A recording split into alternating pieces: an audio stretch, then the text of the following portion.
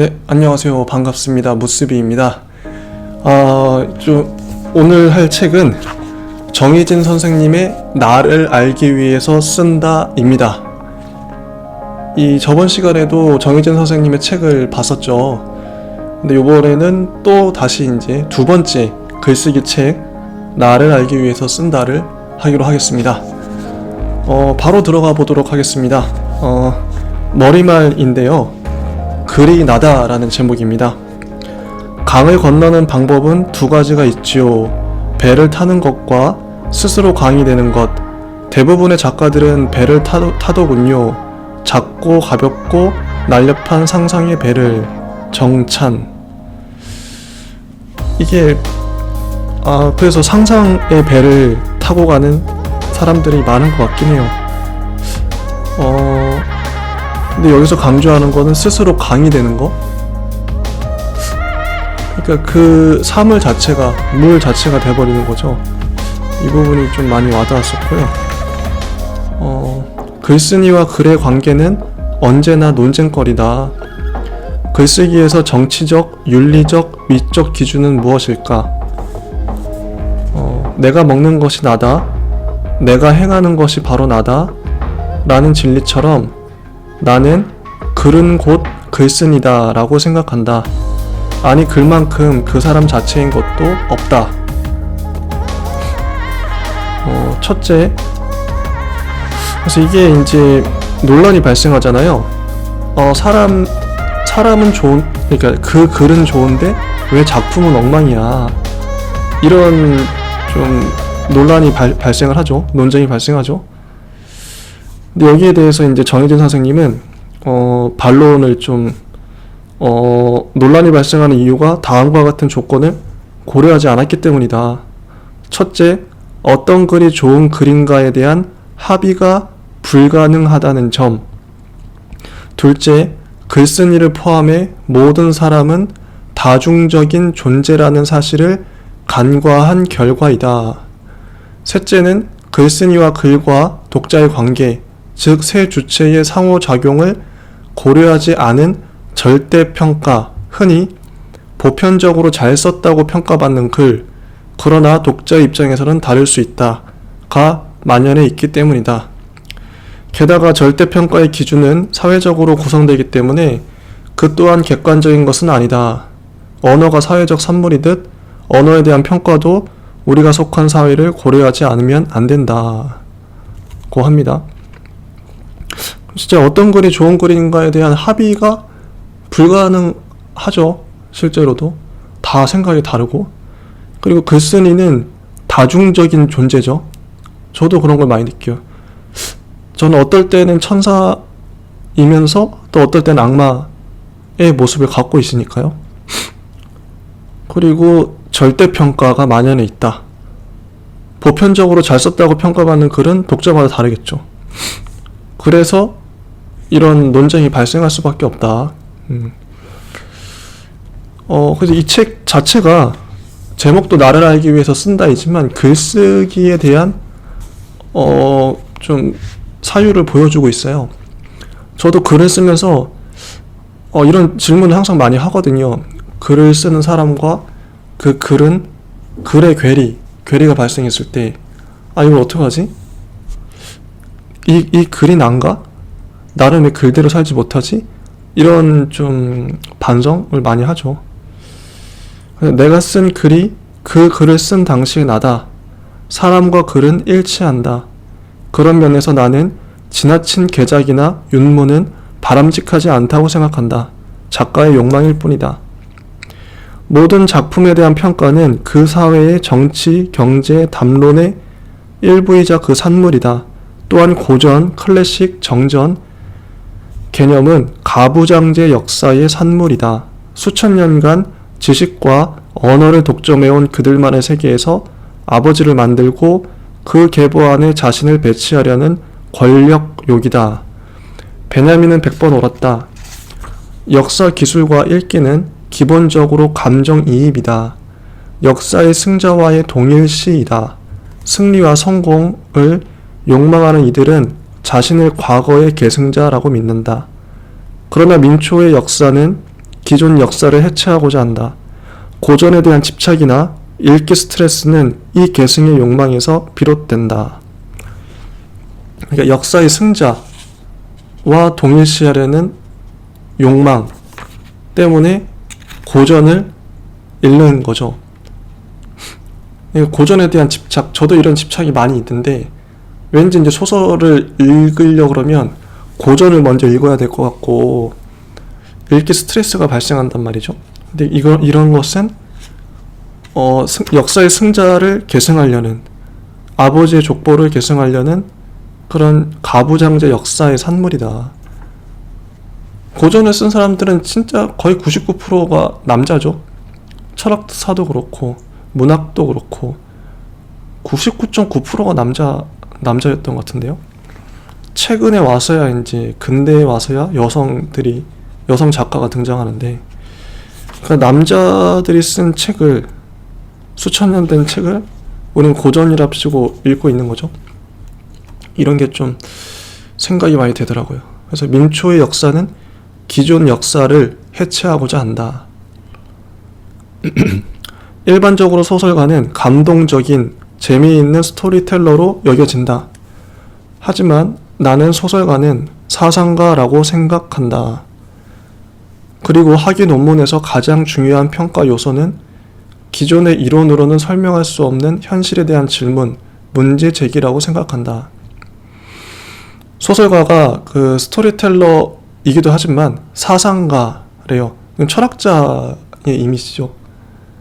그리고 학위 논문은 현실에 대한 질문, 문제 제기가 중요하다. 정말 공감합니다. 새로운 질문은 새로운 연구 방법과 글쓰기를 요구하기 때문에 문제의식에 맞는 형식미를 갖추기 어려운 측면이 있다. 그렇다고 해서 문제의식 자체가 폄하되어서는 안 된다. 글쓴이의 상황은 고정되어 있지 않다. 나의 경험, 정치적 사건 등에 따라 계속 변화한다. 그뿐만 아니라 자기 갱신은 예술가의 의무이기도 하다. 물론 박경리나 박완서의 작품처럼 시종일관 훌륭한 경우도 있다. 모든 평가는 맥락적이어야 한다. 내가 30대의 페미니즘에 대해 쓴 글들은 주로 정체성의 정치로서 젠더를 과시화하는 데 목적이 있었다. 그러나 지금은 신자유주의와 페미니즘의 잘못된 만남 혹은 사회 구성 요소, 인식론으로서 젠더, 메타젠더에 좀 더 관심이 많은 편이다. 요약하면 글에 대한 평가의 차이와 그 차이들의 경합, 그리고 글쓴이의 변화라는 요소를 고려한다면 글쓴이와 글은 일치한다. 정확히 말하면 그 글과 그 글쓴이는 일치한다. 이게 진짜 이런 가정, 이런 확신이 중요한 게, 글과 글쓴이가 일치한다가 중요한 명제인 게, 만약에 글과 글쓴이가 일치하지 않아 버리면 글을 함부로 써도 돼요. 막 써도 돼요. 글을 써놓고 무책임해도 돼요. 특히 이건 내가 나한테 해당하는 말이죠. 자기 스스로를 돌아봤을 때 내 글은 내가 쓴 거야. 이런 책임감, 부담감이 있기 때문에 글을 잘 써야 된다는 거죠. 정말 이거는 당위적인 말이기도 하고 이렇게 생각하는 게 맞다고 봐요. 글과 글쓴이가 일치한다. 이 책은 글쓰기 이론의 맥락에서 글을 쓰는 사람에 관한 이야기이다. 내게 글쓰기는 삶이자 생계이다. 동소고금을 막론하고 모든 삶의 목표와 방법은 같다는 것이다. 거칠게 말해 플라톤과 주디스 버틀러는 같은 이야기를 하고 있다. 삶의 이유와 목표는 우리 자신을 아는 데 있다. 주제 파악을 하라, 너 자신을 알라라는 의미라기보다는 행위는 곧 행위자라는 뜻이다. 행위자, 나를 알려면 자기 행위의 의미를 알아야 한다. 내가 누구인지를 알아야 내가 아는 지식을, 내가 쓴 글을 알 수 있다. 하지만 나는 누구인가 라는 질문으로는 나를 알기 힘들다. 이 질문은 나는 어디에 서 있는가 라는 탐구로 바뀌어야 한다. 그러니까 이 말은 결국 모든 진리는, 동서고금의 모든 진리에 대한 글들은 나를 아는 거에 포커스가 맞춰져 있는데, 행위가 그 행위자라는 뜻이죠. 그러니까 이거 쉽게 말해서 나를 알려면 내가 했던 행동을 돌아보면 되는 거예요. 내가 했던 생각을 돌아보는 게 아니라, 이렇게 말할 수 있잖아요. 나는 좋은 생각을 했어. 생각으로 인류를 구했어. 뭐 누구나 생각으로 인류를 구할 수 있죠. 우주도 구할 수 있고. 근데 그게 진짜 나냐? 그게 아니라 내가 했던 행동들, 내가 몇 살 때 뭘 하고 어제 뭘 했고, 구체적인 행동들, 액션들이 있을 텐데, 그 액션이 곧 나다. 나의 의미다. 이게 되게 중요한 명제라고 봐요. 특히 저한테는. 전 좀 잡념이 많고 관념, 생각이 많아가지고 이런 좀 액션 위주로 사고하는 게 저한테 도움이 많이 되더라고요. 행위만이 그 사람이다. 이런 식으로 정의할 수 있죠. 내가 했던 행동만이 온전히 나다. 생각이 아니라, 관념이 아니라. 나는 누구인가 라는 질문이 아니라 나는 어디에 서 있는가 라는 질문. 글쓰기에서 나를 설명하는 다양한 방식이 있다. 어떤 대상과의 동일시인 정체성, 아이덴티티, 누구나 지니고 있지만 드러내지 않거나 부정되는 당파성, 파셜리티, 끝없이 변화하는 과정적 주체로서 유목성, 사회와 타인과의 관계에서 자신의 위치를 아는 위치성, 포지셔닝, 글과 글쓴이와 독자 사이의 사회 정치적 맥락 상황, 흔히 성찰로 번역되는 죄기성. 이 책을 읽으면서 위의 개념들을 떠올리면 가성비 높은 독서가 될 것이다. 이런 개념들을 갖고 사유하고 글을 쓰셨다는 거죠. 내가 알고 싶은 나, 내가 추구하는 나는 협상과 성찰의 산물이지 외부의 규정이어서는 안 되므로, 아니므로 우리는 늘 생각의 긴장을 놓을 수 없다.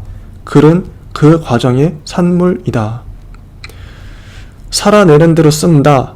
흔히 몸으로 쓴다는 표현이 가장 가까운 의미인데, 이 역시 책 한 권으로도 담아내지 못할 이야기다. 다만 여성주의와 글쓰기의 관계에 대해서는 잠깐 언급하고 싶다. 단도직입적으로 여성주의만큼 글쓰기에 도움이 되는 학문은 드물다. 아니, 글쓰기와 여성학의 인식론, 방법론은 거의 같다고 해도 과언이 아니다.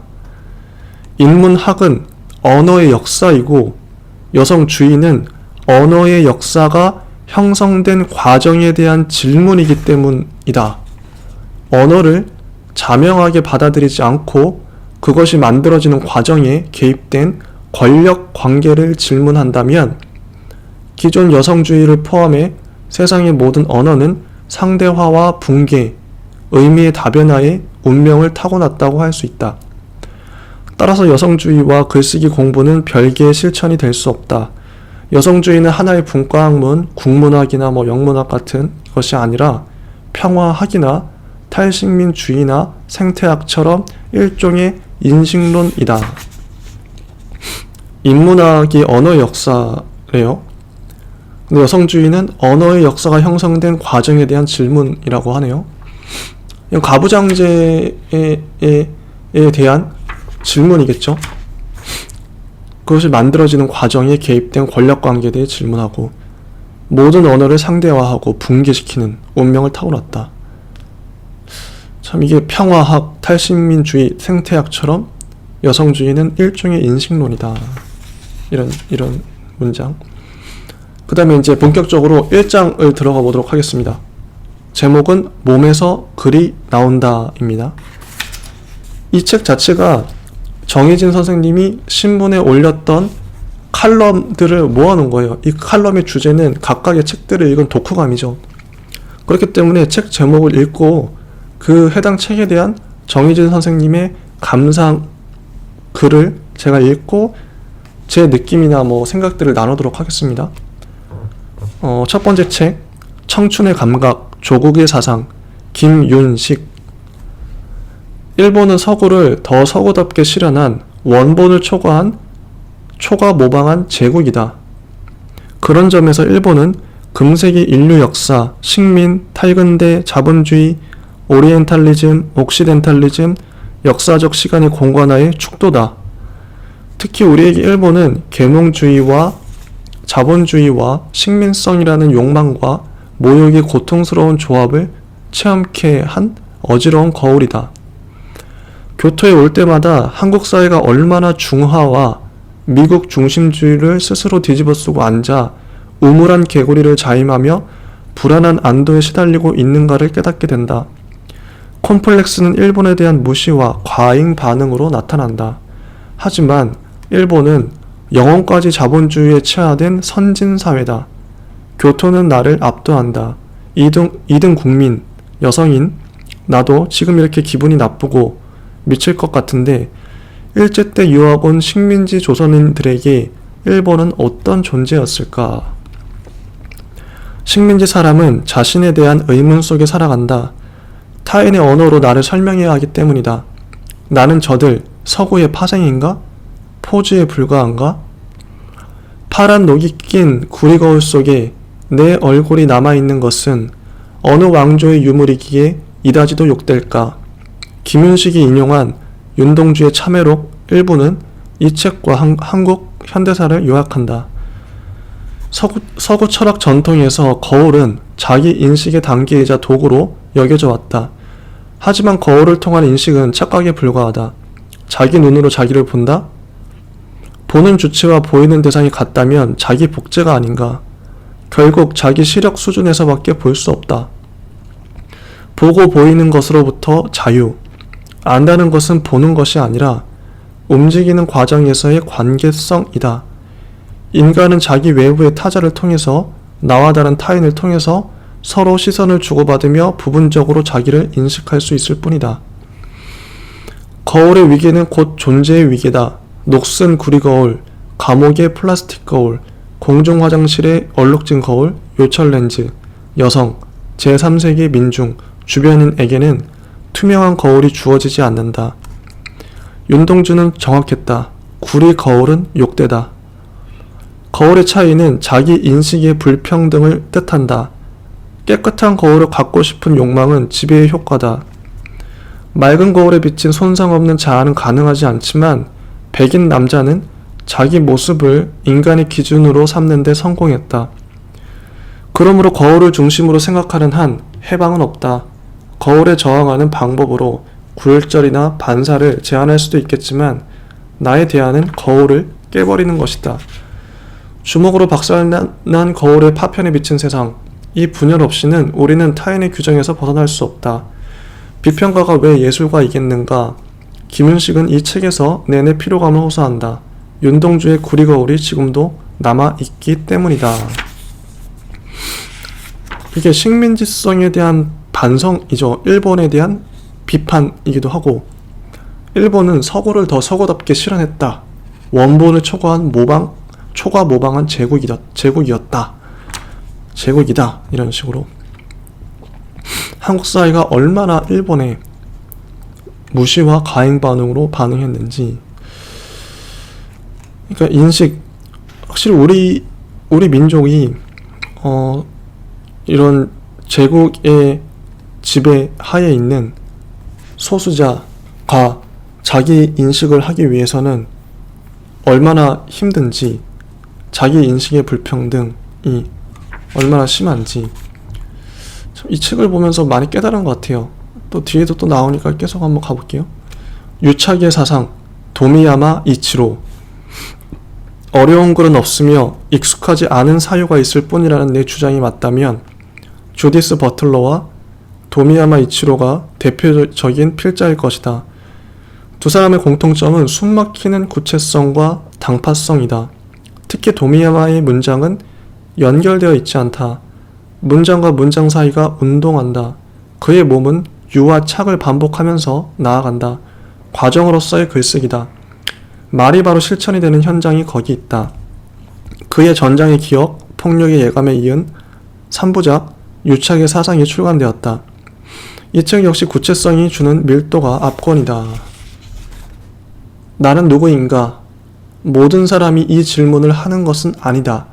이 물음은 내 경험과 사회의 시선이 일치하지 않을 때, 타인이 멋대로 나를 규정할 때 솟아난다. 나는 누구인가를 고민할 수밖에 없는 상황은 넌 누구냐? 라는 신문에 대한 1차적 반응이다. 식민자는 피식민자가 나는 누구인가를 스스로 상기하게끔 끊임없이 몰아붙인다. 이 질문은 면벽수도의 자기 탐구처럼 보이지만 실은 전면적인 폭력의 시작이다. 누구나 삶의 특정 시기에 이 물음이 요구되는 순간이 있다. 어떤 이들은 평생 이 질문과 씨름해야 한다. 다시 강조한다. 나는 누구인가는 넌 누구냐 이고 그것은 나는 인간인데 너는 뭐냐 라는 폭력이다. 나는 누구인가라는 질문을 많이 하죠 우리가. 내가 누구지? 내가 누구지? 근데 이거를 식민 지배하는 지배자가 우리 지배당하고 있는 우리한테 넌 누구냐? 묻기 때문에 내가 누구지? 이렇게 질문하게 된다는 거예요.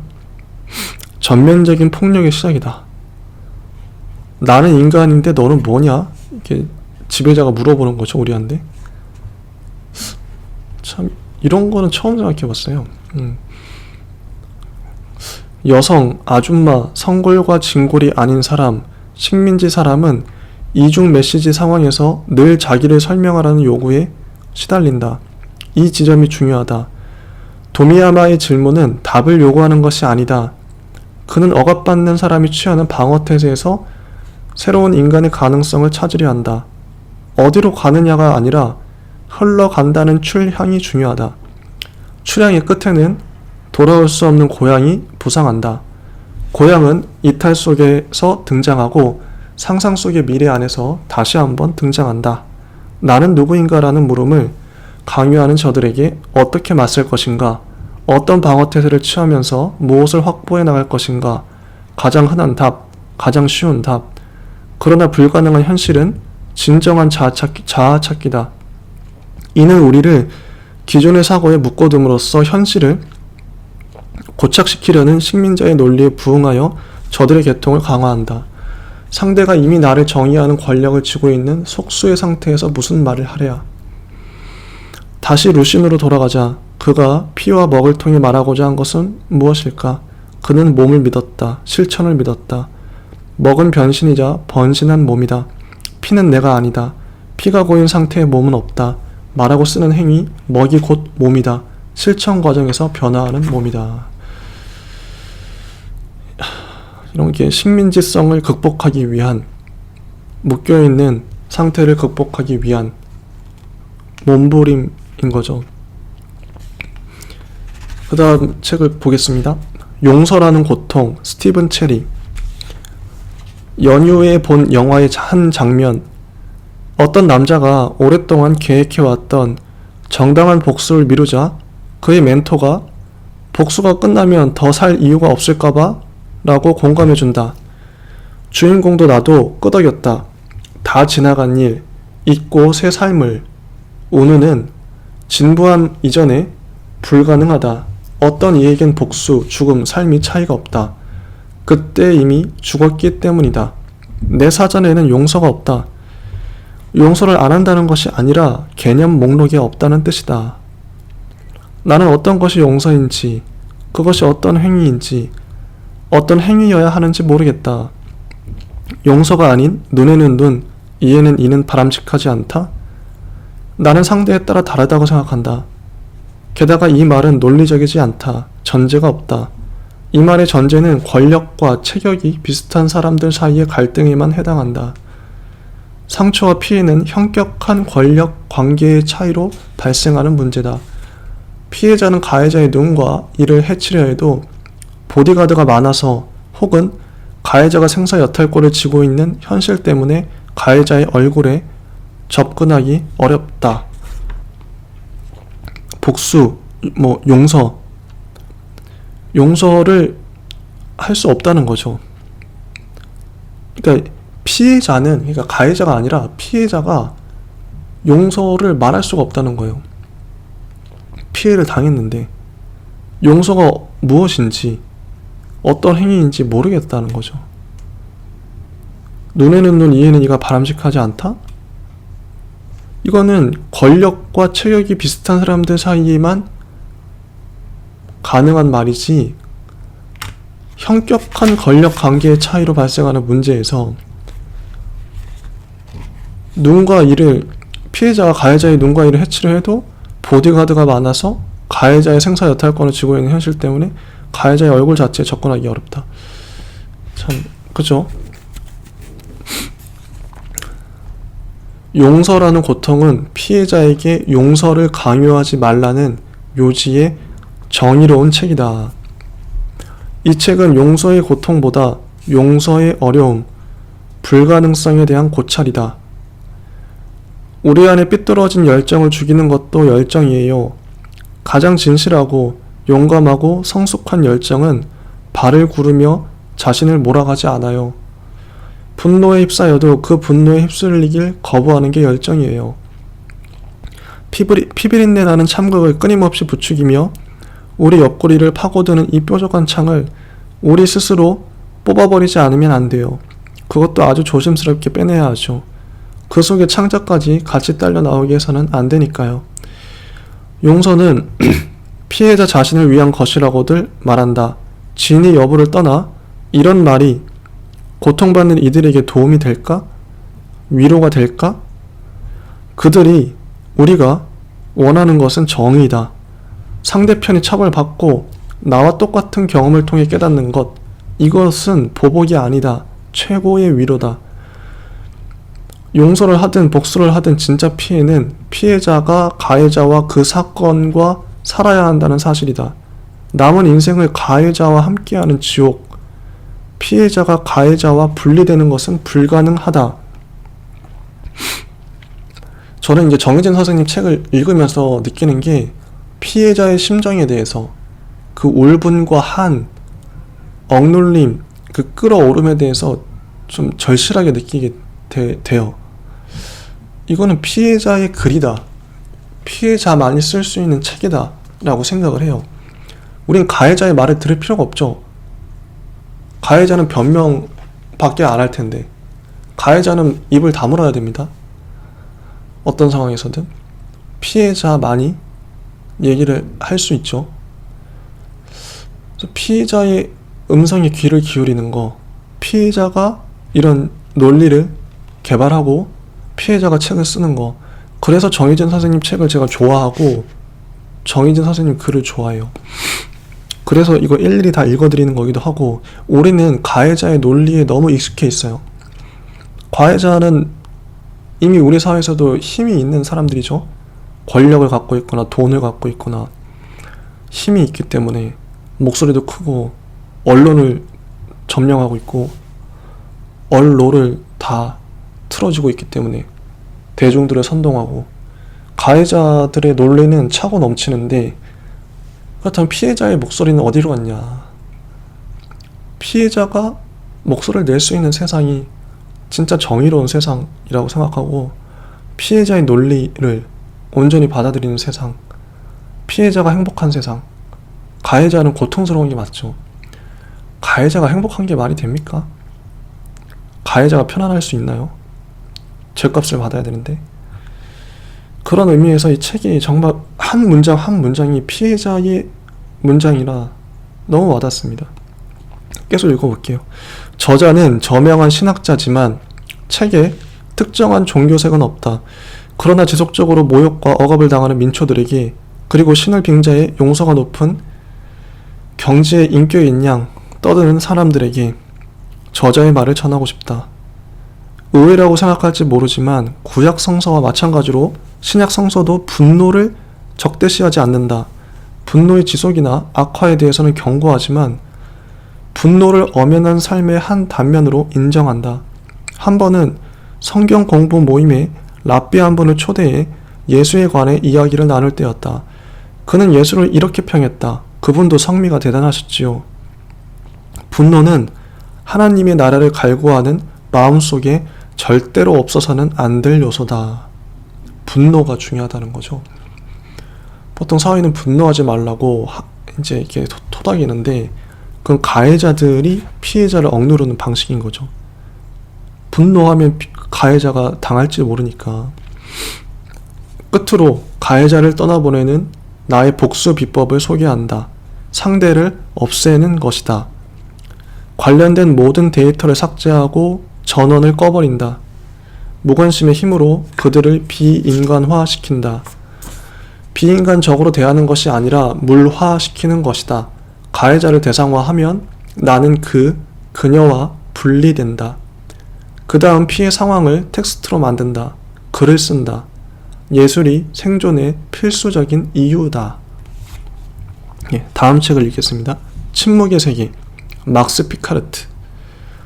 1084년 세워졌고 1300m 알프스의 깊은 산세에 가톨릭에서 가장 엄격하기로 알려진 카르투시오 수도원이 있다. 한번 입회하면 나올 수 없고 대화는 금지되어 있다. 평생의 침묵, 기도와 묵상, 자급자족 노동, 펜에 잉크를 찍어서 필사하는 수도사들. 지상에 천국이 있다면 그곳일 것 같았다. 이런 수도원도 괜찮은 것 같아요. 예전 같으면 저는 절대 안 들어간다, 못 들어간다 하겠지만 요즘은 또 끌리네요. 한번 들어가면 나올 수도 없고 평생 침묵하며 살아야 돼요. 대화가 금지되어 있기 때문에. 누군가는 답답하겠지만 누군가는 또 그게 익숙해지면 솔직히 사람이 말로, 언어로 죄를 짓는 게 많은데 뭐 묵묵하게 노동하고 기도하고 묵상하고 하루 종일 그렇게 사는 거죠. 그런 삶도 나쁘지 않겠다. 그렇게 사는 것도 세상을 떠나서 조용히 그냥 묻혀가지고 한 생을 이렇게 회개하고 내 마음 다스리면서 더 이상 죄 짓지 않으면서 사는 것도 괜찮은 삶이겠다 싶어요. 뭔가 세상에서 꼭 이뤄야 될 필요가 있을까? 우리 세상에 있으면서 내가 더 죄를 많이 짓는 것 같은데, 남한테 상처만 많이 주고. 차라리 그런 수도원에 가는 게 낫겠다는 생각이 드네요, 요즘은.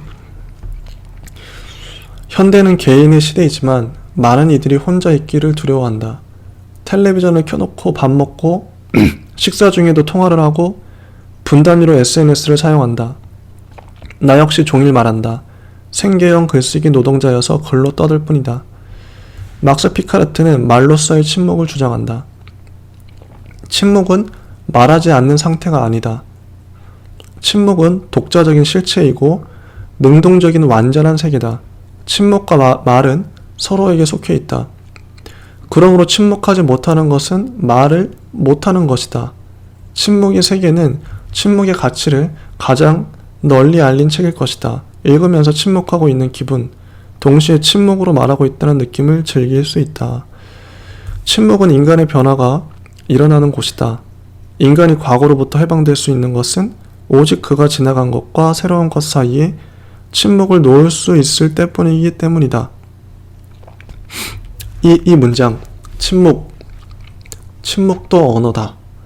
그리고 인간이 과거로부터 해방될 수 있는 건 오직 그가 지나간 것과 새로운 것 사이에 침묵을 놓을 수 있을 때뿐이다.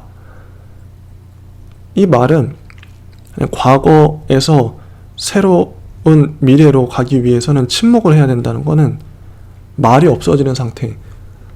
그러니까 인간이 말을 한다는 걸 가만히 생각해 보면 내가 어떤 사태를 묘사하고 정의하고 표현한다는 건 내가 이미 알고 있는 과거의 나를 통해서 말하고 있는 거죠. 개념이라는 게 그렇잖아요. 내가 이미 깨달았기 때문에 그걸 정리해서 말하는 거잖아요.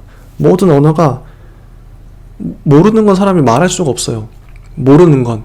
나의 한계를 뛰어넘는 거는 말할 수가 없어요. 그래서 침묵할 수밖에 없어요.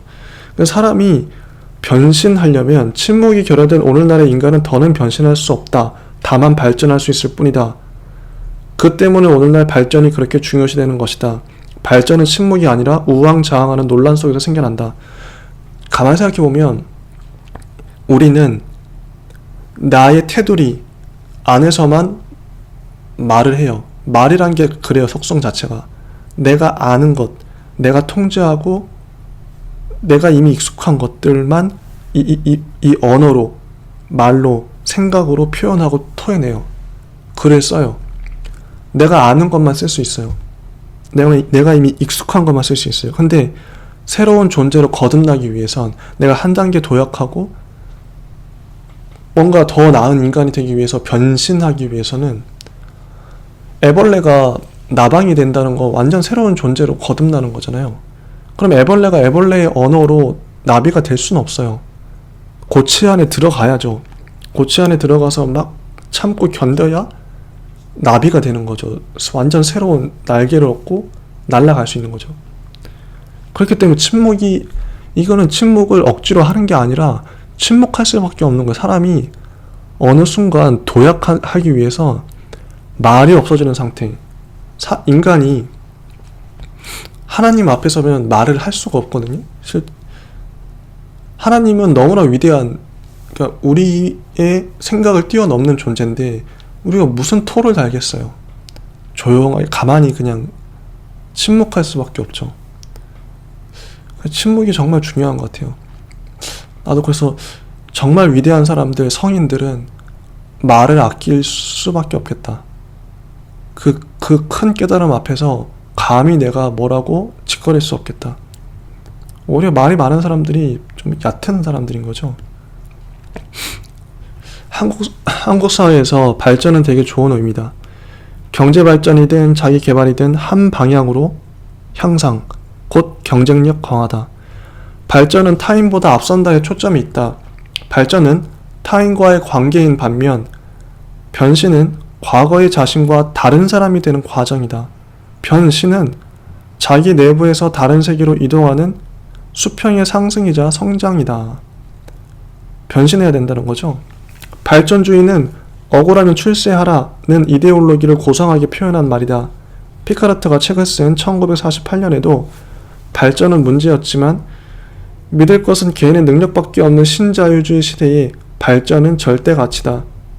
문제는 모두가 성공할 수 없다는 현실, 체제는 대안을 만들어 주었다. 무제한 발언이 가능한 가상현실이 현실로 등극했다. 이전 시대 유명은 명예를 의미했지만 지금은 악명이든 범죄든 상관없다. 누가 더 이전 투구의 강한가를 시합한다. 부골 안에 본인 사망만 빼고 모든 것에 이름이 나야 한다. 발전주의 사고죠. 이 책은 말하기를 비판하지 않는다. 침묵이라는 형식의 말의 소중함을 강조한다. 중요한 것은 침묵이 고뇌와 연동한다는 사실이다. 고뇌하는 사람은 엄밀할 수밖에 없다. 지나간 것과 새로운 것 사이에 침묵을 놓는다. 그러나 침묵의 다리가 균형을 이룬다는 보장은 없다. 지나간 생이 무거워서 다리가 기울어진다면, 무너진다면 두려운 시도다. 변신보다 발전이 쉽다. 남들도 알아준다. 하지만 침묵은 자기와 나누는 대화다. 자신과 만남은 존재를 뒤흔들 수도 있다. 이 책은 남을 속이는 것과 자신을 속이는 것의 차이를 알게 해준다. 더불어 내가 왜 계속 떠드는지도 깨달았다. 말이 많은 사람들, 침묵이 필요합니다. 저도 그렇고요. 침묵은 자기와 나누는 대화다. 침묵은 고뇌와 연동한다. 고뇌하는 사람은 엄밀할 수밖에 없다. 이런 문장이죠. 그리고 다음 책, 근대 초공론, 히로마스 와타루. 일본인은 본심을 알 수 없다는 혼내, 속마음의 문제가 아니다. 일본은 가깝고도 먼 나라가 아니라 잘 모르는 나라다. 일본에 대한 무지는 식민성과 관련이 있다. 해방 후 점령자가 교체되면서 남한은 미국의 51번째 주를 자처하고 미국인들과 동일시하면서 일본으로부터의 탈식민 투쟁, 성찰과 공부 대신 손쉬운 비하를 택했다. 그죠? 성찰과 공부 대신에 손쉬운 비하를 택했다.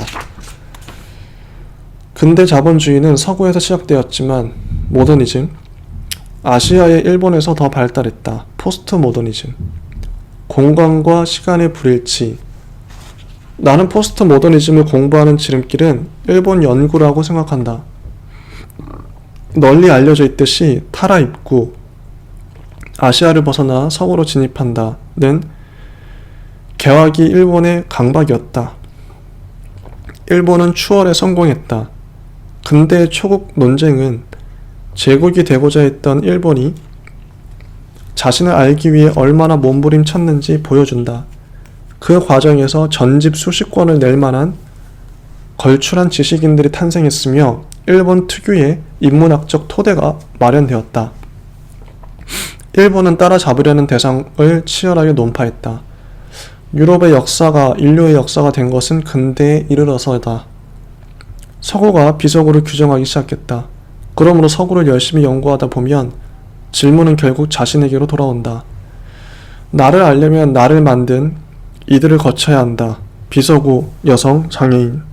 모든 타자들에게 인생이란 이렇게 멀고 복잡한 우회로이다. 이는 피식민자의 자기 찾기는 전통으로 돌아가자는 것이 아니라 새로운 사회로의 이행, 자신을 다시 구성하는 과정임을 깨닫게 해준다. 일본 얘기가 자주 나오죠.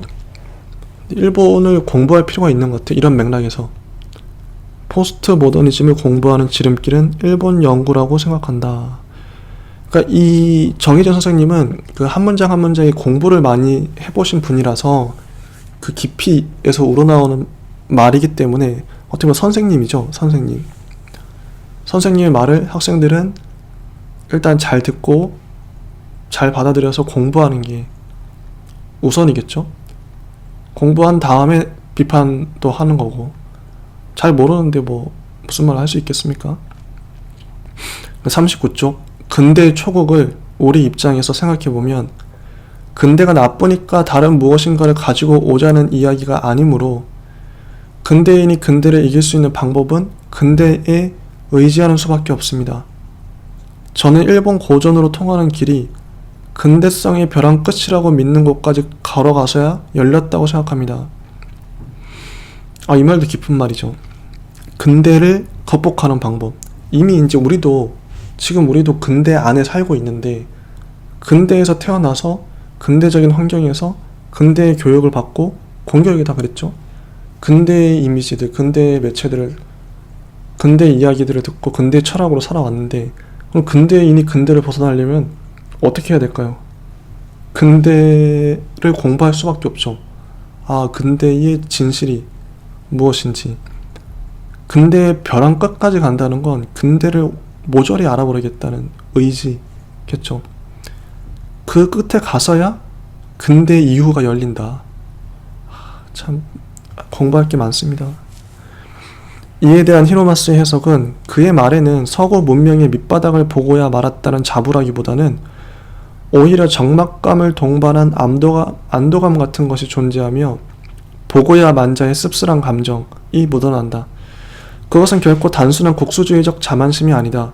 깨인 상대주의, 단순한 회의주의가 아니라 어디엔가 깊게 빠졌다가 나온 사람 특유의 고뇌와 적막감이 함께하는 깨달음이다. 지배 이데올로기에 의해 규정받는 자기 개념과 싸워야 하는 타자로서 울컥하지 않을 수 없는 구절이다. 무엇인가에 깊이 빠졌다가 나온 사람 특유의 고뇌와 적막감. 나도 처음 여성주의를 공부할 때 그랬다. 남자들의 책, 더구나 동서양을 다 읽어야 한다는 조급함과 강박이 지나간 후 찾아오는 허탈감. 극복, 사랑, 혐오, 목적이 무엇이든 상대를 알기 위해 벼랑 끝까지 걸어간 적이 있는가? 나는 한국 사회에서 학문이 발전하지 못하는 이유 중 하나가 주류 의식 때문이라고 생각한다. 그죠? 약자만이 지닐 수 있는, 자신에 대한 의문 속으로 뛰어들 수 있는 인식론적 특권, 끝을 보고야 마는 것은 최고의 저항이다. 자신을 해명하기 위해 끝을 보려는 이들은 비교나 절충하는 방식으로 살지 않는다. 끝을 보고야 만 사람의 씁쓸함, 진실은 달콤하지 않다. 그러니까 이게 약자만이 지닐 수 있는 인식론적 특권이 있대요. 내가 만약에 장애인이라면 내가 장애인이기 때문에 볼 수 있는 현실이 있는 거죠. 확실히 약자와 소수자는 철학적으로 봤을 때 가장 유리합니다. 강자가 무슨 철학을 할 수 있을까요? 이미 강남에 뭐 금수저야. 금수저고 돈도 많고 경제력도 많고 많이 이미 이제 학벌도 높고 뭐 삼성이나 뭐 그런 취업했어. 이미 이제 사회 1%야. 그런 사람이 무슨 철학을 할 수 있겠어요? 못하죠. 그 위치 자체가 자기 위치가 그러니까. 근데 진짜 저는 저 같은 경우에는 알바생으로 살고 있고 한 달에 한 60만 원 정도 버는 것 같아요. 60, 70? 근데 제가 항상 좀 안타까운 건 뭐냐면 제 스스로 이게 나는 왜 여성이 아닐까?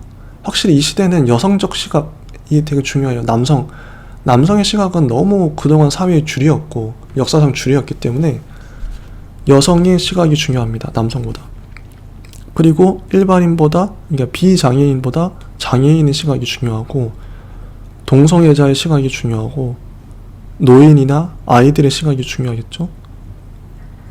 소수자와 약자의 시각을 가질 수 있어야 되는데, 그럼 나는 그러면 진짜 내 위치가 소수자와 약자인가? 그걸 항상 되묻게 돼요. 철학은 오직 소수자인 사람만이, 오직 약자인 사람만이 할 수 있는 인식론적 특권이라 생각해요. 자기 위치에서 누구나 다 세상을 보니까. 그죠?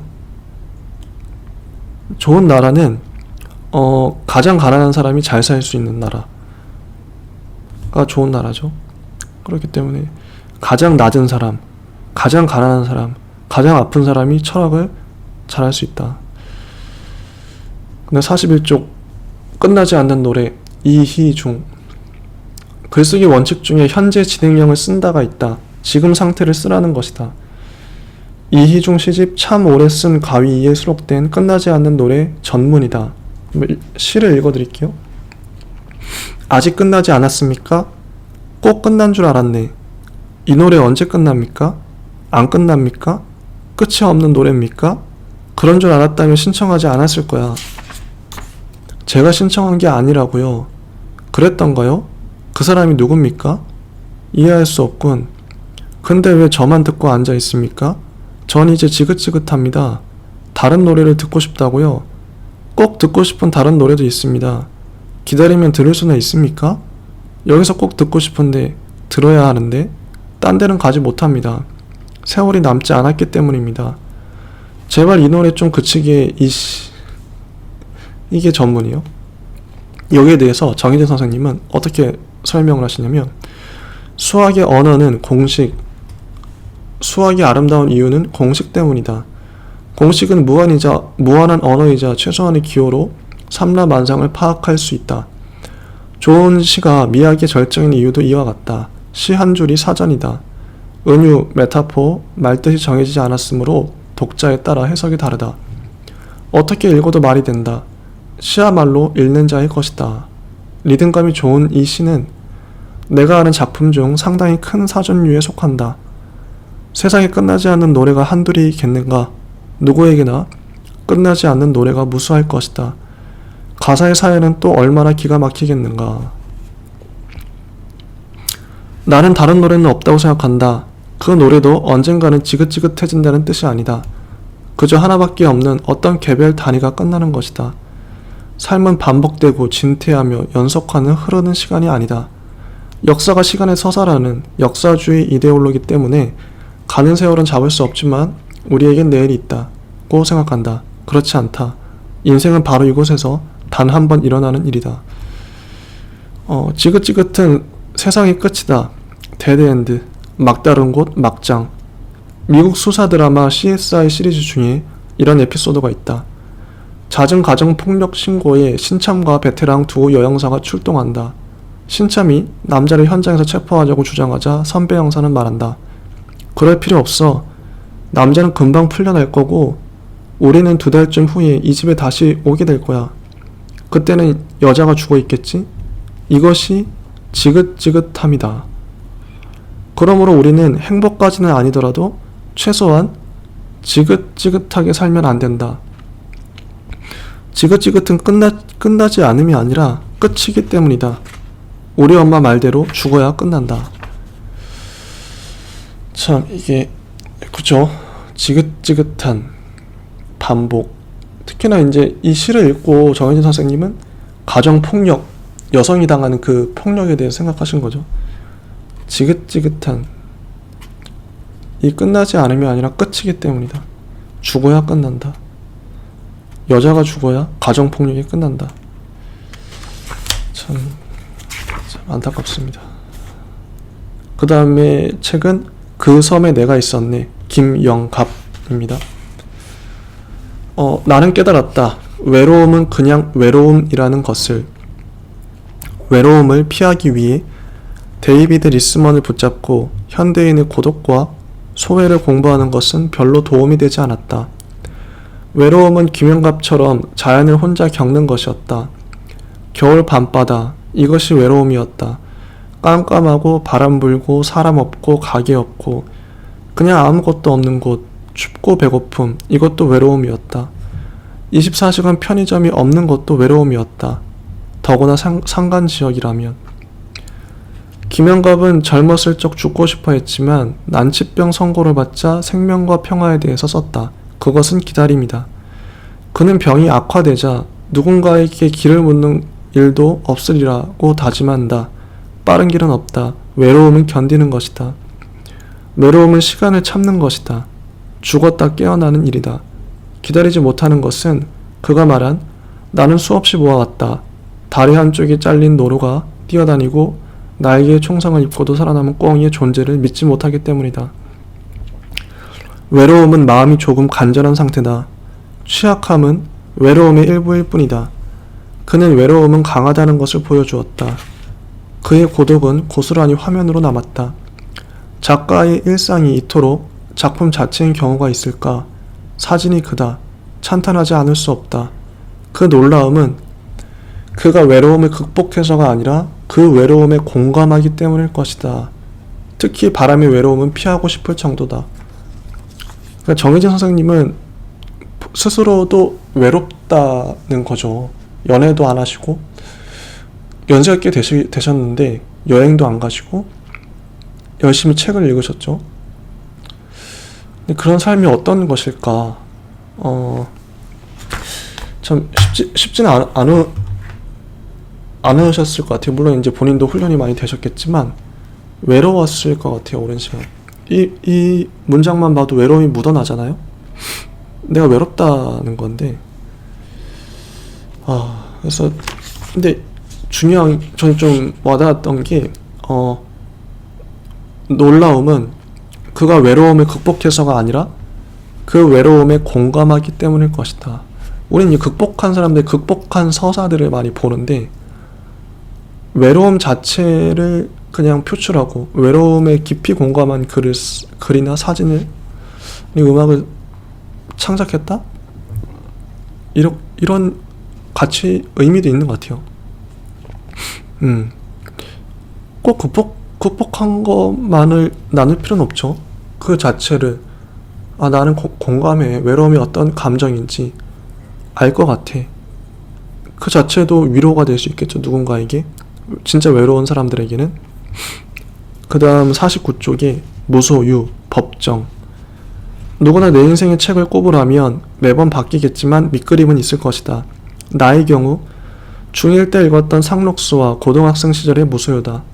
전자는 내게 타인과 사회에 대한 관심을 지니게 했고 후자는 생활 방식에 영향을 끼쳤다. 물론 실제 내 모습은 사회의식도 없고 무소유의 삶과도 거리가 멀지만 무엇을 하든 그 세계로부터 완전히 벗어나지는 않겠다는 의지가 있다. 저 같은 경우에는 인생의 책이 데미안이었어요. 헤르만 헤세이. 근데 이게 재밌는 게 전 데미안을 한 번도 끝까지 읽은 적이 없어요. 그리고 데미안의 내용도 몰라요.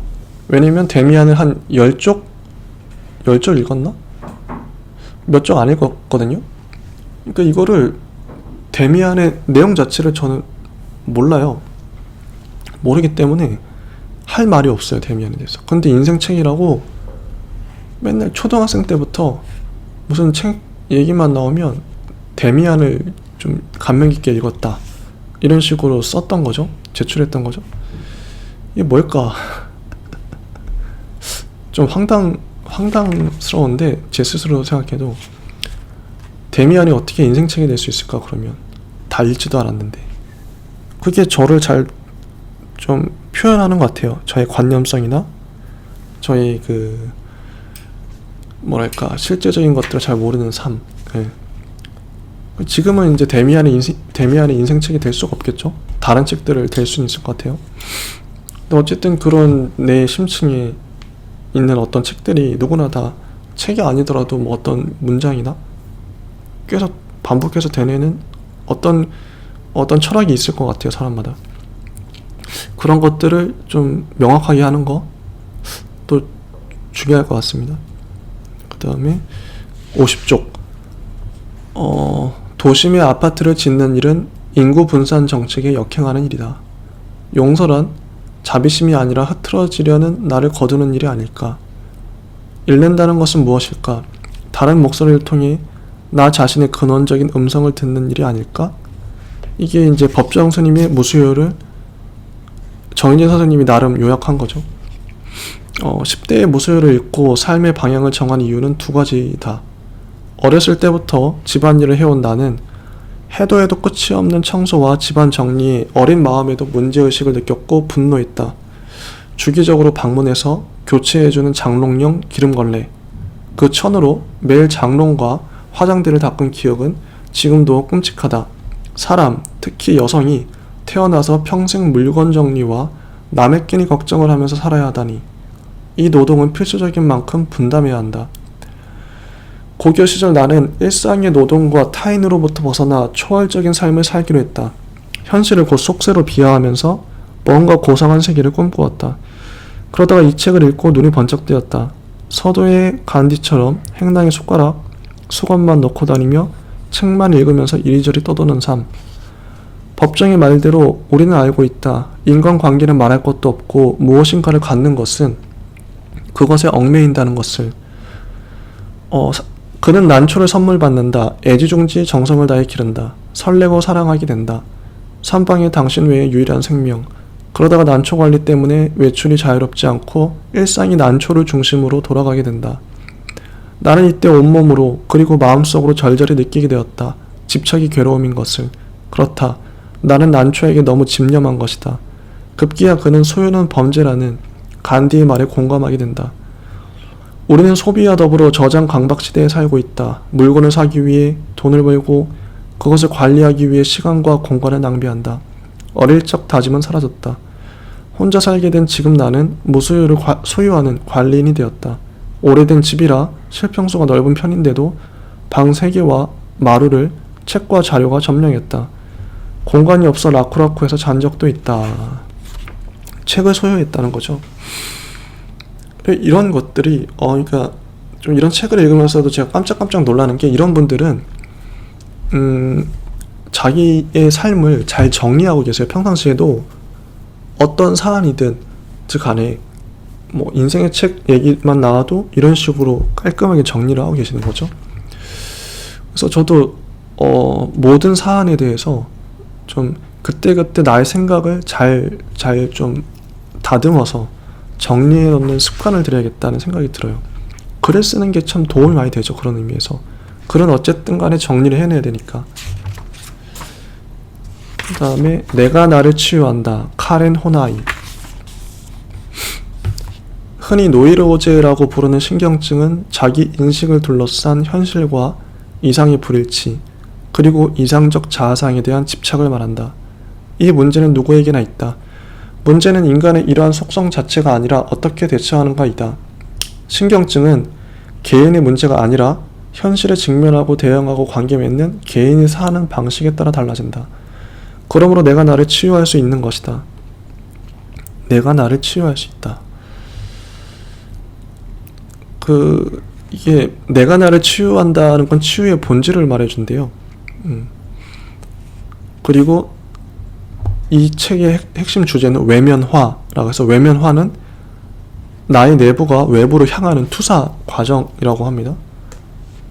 다양한 외면화가 있는데 가장 문제가 되는 외면화는 자기 기준을 타인에게 강요하는 거래요.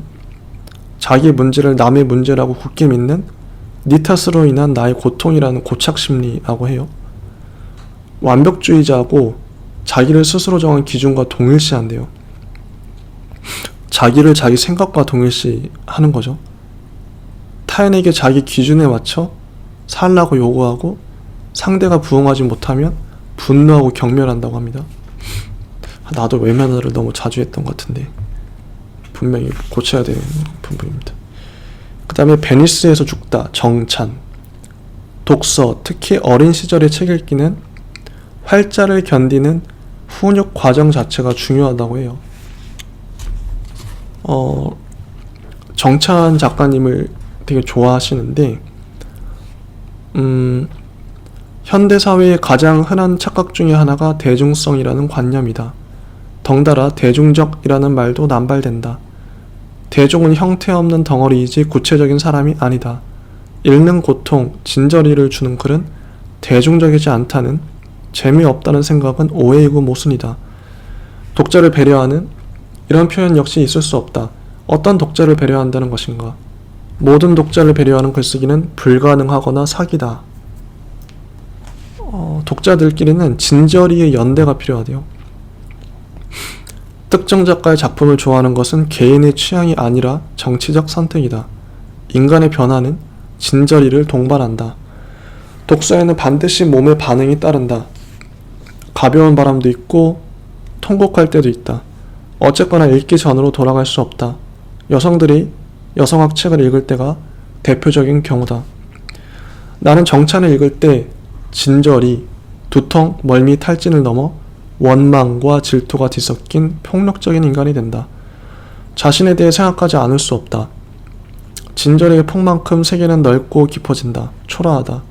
이 깨달음을 표현할 나의 말은 더욱 초라하다. 이런 거죠. 네, 그 다음 책은 우울의 늪을 건너는 법, 홀거 라이너스입니다. 다른 질병과 달리 우울증을 앓는 이들은 타인이 보기엔 그저 이해할 수 없는 상태일 뿐 환자처럼 보이지 않는다. 간혹 극심한 우울증 환자 중에 뛰어난 성취를 보이는 경우가 있는데 울프나 해밍웨이처럼 정작 본인은 인생의 무의미에 지쳐 자살한다. 자살은 예술가의 고뇌가 아니라 신체의 고통을 이기지 못한 이들의 자구책이다. 예술가보다 사회적 약자의 자살이 훨씬 많음은 물론이다. 그들의 작품은 투병 과정이었을 뿐이다. 우울증은 의사, 환자, 사회 모두가 인식하기 어려운 병이다. 외상이 없어 보이기 때문이다. 인간의 언어는 고통에서 나온다는 진리를 증명이라도 하듯 20년을 견딘 사람답게 명언이 즐비하지만 저자처럼 완치, 우울증은 평생 관리해야 하는 병이다가 되는 사례는 드물다. 사실은 건널 수 없는 병이다. 매 순간 살고 싶은 마음이 생겨나도록 평생 엄청난 노력을 해야 한다. 우울증이 참 이런 병인가 봐요. 우울증 환자의 나고자 정서는 시간이 쏜살같이 달아나고 있다는 사고에서 온다. 원래 시간은 객관적이지 않다. 행복한 시간은 짧고 괴로운 시간은 길다. 우울증을 앓는 시간은 둘 다 아니다. 쉽게 말해 사는 게 사는 것이 아니므로 인생과 시간은 동반자가 아니다. 뒤처진 인생이란 결국 타인에게 뒤처졌다는 얘기인데 다른 이들도 똑같이 뒤처졌으므로 덜 괴로워해도 되지 않을까? 더구나 당대 자본은 나이에 맞는 지위가 아니라 어린 나이에 지위를 초과 달성한 이들을 원한다. 어차피 웬만한 사람은 다 루저다. 뒤처지지 않으려고, 실수하지 않으려고, 길을 잃지 않으려고 마스터 플랜을 쥐고 태어난 사람은 없다. 남들 보기에 인생 진리 중 하나는 남들은 나를 보지 않는다는 사실이다. 결국 자신과의 투쟁이다. 10년을 여관방에서 시나리오만 쓴 영화 감독, 기약 없는 무명 시절을 견딘 배우, 20년 습작 시간을 거쳐 40에 데뷔한 작가. 삶은 할 일로 채워지는 것이지 안정과 성취는 실상 존재하지 않는 관념이다. 나는 조금 태평해지기로 했다. 그쵸? 우리가 우울에 갇혀있을 필요가 없죠. 그 다음 책은 늙어감에 대하여, 장아메리. 죽음, 삶을 사유하는 좋은 방법 중에 하나는 빅터 프랭클, 프리모 레비, 장 아메리를 순서대로 읽거나 역순으로 읽는 것이다. 물론 나는 장 아멜이다. 유능한 번역자 김이상의 표현으로는 정갈한 인생을 살았다. 유대인 혈통이라는 이유로 전생애를 추방과 투쟁, 수용소 생활, 고문 글쓰기로만 보냈다. 그는 66에 고향으로 돌아와 한적한 호텔방에서 수면제로 생을 마감했다. 나는 아무것도 남기지 않는다는 의미에서 정리해야 한다는 말이 좋다. 인생을 정리할 때란 평균 수명 즈음이나 죽을 병에 걸렸을 때가 아니다. 각자 알아서 정하고 정리하면 된다. 자본주의와 의료기술의 발달은 가난한 사람에겐 모순이다. 일하는 시간은 짧아졌고 평균 수명은 길어졌다. 그런데 우리는 나이에 맞는 라이프 스타일이 있다고 생각한다. 있어 보이는 옷, 품위 있는 취미, 식생활. 결국 돈은 이전 세대 부모에게서 나올 수밖에 없다. 인류 역사상 이런 세습사회가 있었던가. 타인의 시선은 사회적 연령이자 곧 나의 시선이다. 자신에게는 이 나이가 되도록, 타인에게는 저 나이가 되도록 상호 혐오 사회다. 아메리는 자유죽음과 마찬가지로 삶, 젊음, 나이 듦을 존중하지 않는다. 죽어가며 살아간다는 진실, 단순하다. 인간은 시간의 피조물일 뿐이고 늙음은 절대 운명이다. 그저 흐르는 시간 속에 홀로 있는 자신에 대해 생각하기를 권한다. 발광에 가까운 저항을 하면서도 나는 알고 있다. 체념이 덜 외롭다는 사실을. 삶은 생물학인 것만도 아니고 사회학인 것만도 아니다. 두 가지는 서로를 반영하면서 저항과 체념을 반복한다. 계급과 성별에 따라 나이에 대한 시선은 매우 차별적이지만 우리는 모두 죽는다. 평등한 죽음이나마 평등하게 누리려면 노력이 필요하다. 이 책은 나이 듦을 느끼는 독자들에게 쉽고 깊다. 나는 젊은이들에게 권하고 싶다. 물론 이미 알고 있어요 라고 말할 젊은이들은 없을 것이다. 늙어감에 대해서 사유하는 거죠. 확실히 이 책 자체가 정희진 선생님의 삶을 그냥 있는 그대로 보여주고 있어요. 이 책을 읽으면 정희진 선생님이 뭐 어떤 생각을 하시고 어떻게 삶을 사는지 다 보여요. 그냥 물론 다른 남의 책 얘기를 하지만 남의 책을 통해서 자기 삶 얘기를 하는 거죠. 이게 진짜 글쓰기다. 내가 나의 그 삶을, 내 몸을 그대로 쓰는 거예요. 정말 글쓰기, 이게 글쓰기다. 프로작 네이션, 엘리자베스 워첼. 프로작은 유명한 우울증 치료제다. 나는 정확한 진단과 약물 치료가 반드시 필요하다고 생각한다. 특히 한국 사회처럼 정신질환에 대한 착각과 무지의 천국이자 전문 상담 인력이 부족한 곳에서는 더욱 그렇다. 이곳은 프로이트의 사상이 대서양을 건너 클리닉으로 변신하고 상담 이론과 산업이 변창한 미국이 아니다. 우울증이라는 신체적 질병에 대해 아직까지도 복용 논란이 있는 것을 보면 고정관념은 무지를 넘어 생명을 위협하는 사회악이라는 생각이 든다. 의지로, 운동으로, 좋은 음식으로, 여행으로 극복하라? 삶의 의지를 관장하는 육체, 뇌가 고장난 병인데 어떻게 의지로 극복하란 말인가?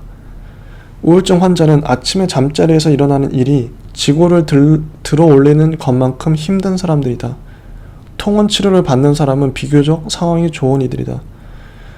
특히 지금 한국은 우울증이 늘면서 전통적인 성별 구분이 없을 정도로 국민병이 되었다. 자살이 우울증으로 인한 질병사라는 개념은 언제쯤 상식이 될까? 이 책에 대한 나의 주된 관심은 자신의 고통을 기록하는 방식, 이유, 효과, 그리고 타인의 고통에 대한 이해이다. 보이지 않는 내면의 고통에 대한 이해. 우울증은 증상이 곧 성격으로 오해받기 쉬운 질병이다. 주변에 우울증 환자가 있다면 본인이 우울증이라면 읽기를 권한다. 인간의 소외, 고립, 몰이해를 이해할 수 있다. 특히 우울증처럼 외상이 없는 질병, 자신도 확신할 수 없는 질병은 흔하지만 초기 대처가 어렵다. 이미 죽었는데 계속 살고 있는 존재는 스스로도 사회적으로도 수용되기 어렵다. 24시간 자살을 생각하는 사람의 마음속은 어떨까? 자신도 묘사하기 어려울 것이다. 저자는 이 작업을 성취한 드문 경우이다. 이들의 통증은 고문당하거나 사망 직전 신체가 더는 고통을 감당할 수 없을 때 살아있음의 저주를 퍼붓는 이들의 상태와 다르지 않다. 나는 피부가 벗겨지고 가는 숨소리로 타계를 들락거리는 인큐베이터 안에 백혈병 말기 환자와 식도마비, 로게릭병으로 8개월간 굶다가 아사한 환자의 곁을 지킨 적이 있다. 위와 똑같은 상황인데 우울증 환자는 내 병이 보스니아, 루안다 사태보다 심각할까? 라고 자책한다. 우울증은 그런 병이다.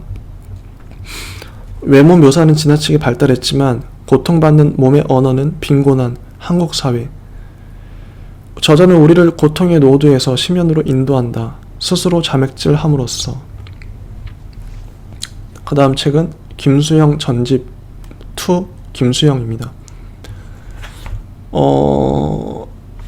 이게 유종호가 김수영을 말한다. 사회의 거부가 언어의 거부로 이어졌던 자유의 시인.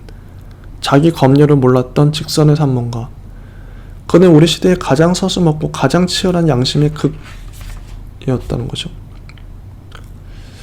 그 다음에 출구 없는 삶의 서러움과 답답함에 눈물이 멈추지 않는다. 여기 이제 정희진 선생님의 좀 한탄이 나오는데요. 나야말로 간절히 묻고 싶다. 어디로 나가야 합니까? 어떻게 살아야 합니까? 당장 오늘 무엇을 해야 합니까? 어떻게 살아야 할지 몰라 시간이 다가오는 것이 두렵습니다. 저는 아직도 진로를 정하지 못했습니다. 페미니즘은 너무 어렵고요. 공부도 더는 못하겠습니다. 토랑 같은 구근류 전문 카레집을 할까요? 헌옷 수선집이 좋을까요? 운전을 배워 트럭을 몰며 거리에 버려진 가구를 모을까요? 내 의지로 태어난 것이 아니잖아요. 사방이 꽉 막힌 인생. 누가 나를 인생에 가둬놓은 것입니까? 도대체 어디로 나가야 하는 겁니까? 사실은 사라지고 싶습니다. 그게 유일한 출구잖아요. 이게 이제 정희진 선생님의 솔직한 심정인 거죠. 늘 자살을 생각하시는 것 같아요. 너무 힘들어서.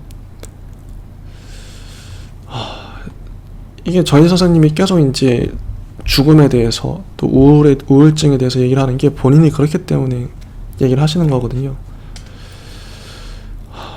그래서 참 너무 안타깝고 좀 안타깝습니다. 그 다음에 72쪽에 유리문 안에서 나스메 소세키. 소세키가 이런 글을 말년에 썼대요. 나의 명상은 아무리 오래 앉아있어도 결실을 보지 못했다. 붓을 들어 쓰려고 하면 쓸거리는 무진장 있는 것 같고 이걸로 할까 저걸로 할까 머뭇거리다 보면 더 이상 무엇에 쓰건 시시하다는 태평스러운 생각도 일었다. 잠시 거기에 우두커니 서 있는 동안 이번엔 지금껏 써온 것들이 전혀 무의미하게 여겨졌다. 어째서 그런 걸 썼을까 하는 모순이 나를 조롱하기 시작했다. 서두에 인용한 부분은 전업작가의 스트레스처럼 보이지만 나는 유서라고 느꼈다.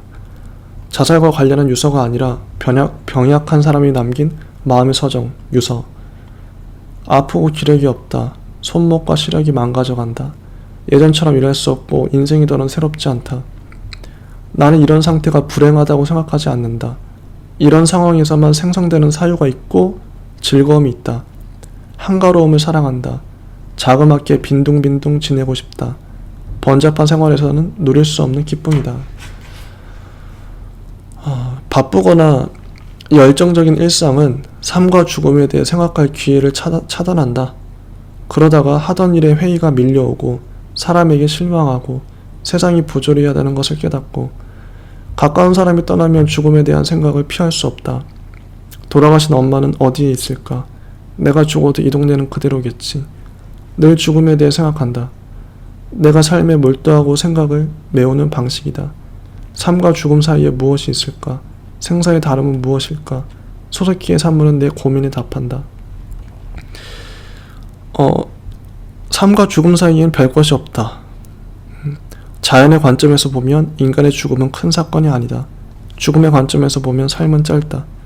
대부분은 시시하고 잘 안 써지는 글과 같다. 이렇게 쓰셨고요. 그 다음에 넘어가서 지배와 해방 이청준을 보도록 하겠습니다. 세상에 좋은 글귀가 많다. 그래서 인용 부분이 이제 3개가 나오는데 하나씩 읽어볼게요. 삶은 견딜 수 없이 절망적이고 무의미하다는 현실의 운명과 이 무의미한 삶을 무의미한 채로 방치할 수 없는 생명의 운명이 원고지 위에서 마주 부딪히고 있습니다. 김훈. 소설을 쓴다는 것은 언제나 막막하고 아득합니다. 이 막막함과 아득함 위에 하나의 형태, 하나의 공간을 만든다는 것은 가혹한 고통이며 동시에 한없는 위안입니다. 고통이 위안이 된다는 것, 이 이상한 열정이야말로 제가 세상을 향해 유일하게 드러내는 운명의 모습입니다. 정찬. 속에서 옹알거린다. 속에는 말의 고통, 말하려는 고통이 있다. 그보다 더 큰 것이 있다. 더 거대한 것은 말하지 않으려는 고통이다. 차학경. 이게 세 개의 인용문을 말해봤고요. 위 문구들은 내가 살아야 할 이유를 대변한다. 이런 언어가 나올 때까지 작가의 노동과 가혹한 고통은 그녀만이 감당해야 한다. 세상 그 누구에게도 도움을 청할 수 없는 외로움이다. 머릿속이 우주처럼 텅 비어있는 상태. 독자의 윤리는 일일이 찾아 읽는 것이다. 책을 읽다 보면 어떻게 이런 생각을 할 수 있을까? 어떻게 이렇게 쓸 수 있을까? 감탄하게 되는 경우가 많다. 많이 읽고 쓰고 생각하기. 이 세 가지만으로 가능한 일은 아니다. 그래서 우리는 천재를 믿지만 걸작은 한 인간의 운명적 순간, 절정의 산물이라고 생각한다. 내게 이런 책들은 학술서보다는 문학이, 외국 작품보다는 한국 소설이 많다. 6편의 중단편이 수록된 이청준의 소설집 예언자도 그런 작품 중 하나다. 출간된 지 40여 년이 되었는데도 나의 지금 여기가 이 책에 있다. 왜 사는가? 회의, 더 열심히 살고 싶다. 의욕, 혹은 은둔을 고민하는 이에게 권한다. 이게 참... 그 다음에 책은 근대성과 육체의 정치학, 다비드 르 브루통입니다. 몸에 대한 사유는 인문학의 처음이자 끝이다. 프랑스의 인류학자 다비드 르 브루통의 근대성과 육체의 정치학은 근대 이성의 발명을 위해 대상화된 몸에 관한 총괄적인 보고이자 해석이다. 몸을 매개로 삼아 근대 사회의 실상을 추적한다. 당연히 거의 모든 학제를 통과하는 지식의 보고다.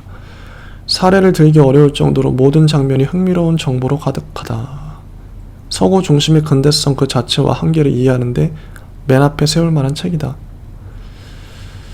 83쪽. 고령화 사회. 내 걱정거리는 상호 혐오다. 사람들은 노화를 의식하면서 자기 혐오와 싸우고, 그 다음에 자기보다 나이 많은 사람에겐 안도감과 우월감을 느낀다. 특히 여성들이 자주 쓰는 말, 주름이 자글자글하다는 말이 나는 매우 불편하다. 자글자글, 스스로에 대한 방어이자 여성 혐오다. 저자는 노화의 실제 현상보다 시선, 이미지, 인식에 집중한다. 몸은 세월 앞에 노출되어 있지만 몸의 이미지는 인생의 초창기에 형성되고 내내 학습된다.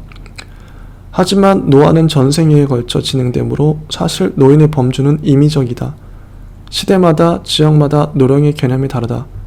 삶은 누구에게나 질병과 피로와 나이 들m의 시간이다. 그래서 나이 들m은 느낌이다. 타인의 시선을 내재화한 자기 감정인 것이다. 타인의 감정에 따라 노화는 달라진다. 노화는 생물학적 나이에서 시작하는 것이 아니라 개인만이 인지하는 지표들이 망라된 것이다. 젊은 시절에도 자신이 늙었다고 생각할 수도 있고 죽을 때까지 젊다고 믿을 수도 있다. 노화는 감정이다. 그죠? 고령화 사회 걱정거리가 이제 상호 혐오라는 거죠. 예. 참 문제입니다. 문제고 노화에 대해서.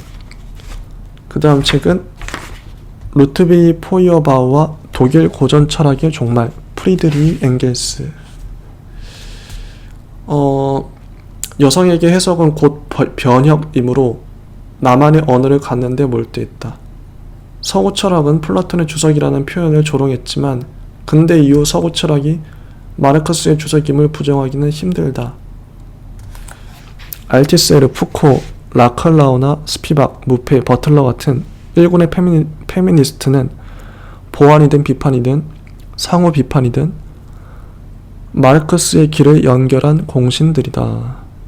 이들의 요지는 해석과 변혁은 분리되지 않으며 다르게 해석하는 행위가 곧 변혁이라는 것이다. 신앙을 포함해 모든 철학은 변화를 위한 것이다. 해석이 곧 실천임은 당연한 이야기고 문제는 누구의 해석이냐, 그것을 누가 대표로 말할 수 있는 거다. 또한 언어는 사용하는 사람의 위치에 따라 의미가 달라지기 때문에 소통 과정에서 변형된다. 다르게 해석하는 행위가 곧 변혁이다. 철학은 변화를 위한 것이다. 다르게 해석하는 행위. 그래서 성경도 다르게 해석해야 할 수 있다고 생각하고, 모든 철학자가 기존의 이제 플라톤이나 기존의 칸트나 막스나 자기만의 해석으로 새롭게 해석을 했죠. 그게 변혁이라는 거예요. 기존의 해석을 거스르는 거. 변화는 곧 비판이다. 비판은 곧 저항이다. 이런 식으로. 분노, 변화, 분노 이런 거죠. 모든 비판은 자기 변화로만 가능하다. 이런 겁니다. 그리고 숨어 사는 즐거움, 허균.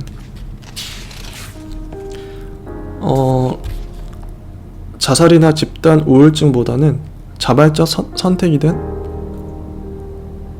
다시는 사람을 믿을 수 없어서든 은둔이 낫지 않을까? 사회적 죽음으로서 은둔을 생각한다면 조금 덜어내는 삶, 은둔을 제안한다. 말세의 한탄은 플라톤 시절부터 있었다. 어느 시대나 사람이 꽃보다 아름다운 경우는 드물다. 사람으로 인한 즐거움보다 책, 음악, 자연이 주는 쾌락이 훨씬 크다. 사람에게 입은 상처는 사람만이 고칠 수 있다지만 반드시 그럴까? 나는 사람 없는 치유를 기대한다. 낙오든 자발적 루저든 이유가 어떻든 간에 나는 모든 은둔을 지지한다. 은둔은 소비의 절제, 지속 가능한 삶이다. 이 문제도 양극화인지 우울과 경조증 인구가 동시에 증가하는 것 같다. 특히 지나치게 유명세를 추구하거나 목표 지향적인 사랑은 위험하다. 사실 이들의 당당한 부도덕성이 우울형 은둔의 근원이다. 제일 괴로운 이들은 멘탈은 취약하고 정신력은 면역 결핍인데 정치사회 문제에 걱정과 분노가 많은 경우다. 게다가 마음만 앞서는 욱하는 정의감까지 있다면 목숨 보존을 위해 잠시라도 은둔하는 것이 좋다. 은둔이 도피 이상이 되려면 입장이 확실해야 한다. 은둔의 이유는 세상이 나를 더럽혀서가 아니다. 내가 세상을 더럽힘으로 떠나야 한다. 마음이 편하다. 마음만이라도 거사. 여기까지 이제 읽었고요. 한번 다음 주에도 이 책을 읽을 텐데요. 이게 참 이거를 요약 정리하고 싶긴 한데 제 역량이 부족해서 일단 문장을 읽는 것만으로도 좀 저한테도 좋고 여러분들한테도 좋을 것 같아요. 다음 시간에도 또 읽고 돌아오겠습니다. 네, 감사합니다.